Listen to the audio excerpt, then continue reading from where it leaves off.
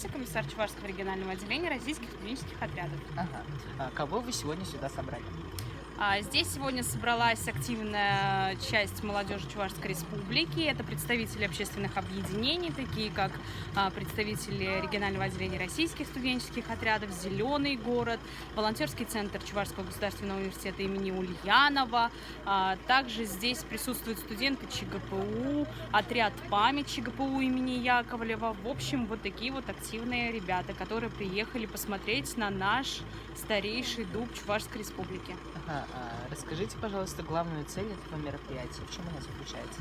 Цели нет никакой абсолютно, просто собралась активная молодежь, которая еще ни разу сюда не выезжала. Мы знаем легенды, что это не просто старейший дуб, да, здесь такое мощнейшее, наверное, место силы. И вот ребята как раз-таки приехали, чтобы на весь учебный год зарядиться энергией, там, я не знаю, запастись какими-то там эмоциями, мощью этого старейшего дуба, и чтобы хватило на целый год. Ну и плюс загадать, конечно, желание, ну и призвать всех жителей Чувашской республики и наших друзей по всей стране голосовать за наш прекрасный дуб, который участвует в конкурсе, потому что, конечно же, мы хотим, чтобы он победил.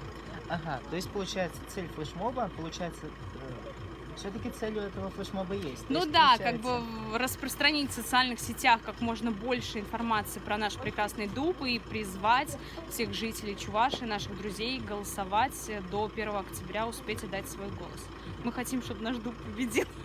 Насколько я понимаю, голосовать можно каждый день. Голосовать можно каждый день с различных устройств, то есть заходите, голосуйте, отдавайте голоса. А что даст победа нашему дереву?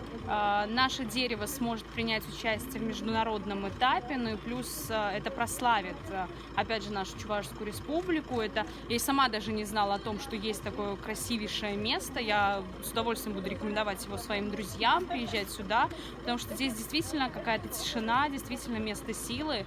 Ну и, наверное, это как такой вот всемирный памятник, может быть, будет уже на международном уровне. Отлично, спасибо большое. Пожалуйста.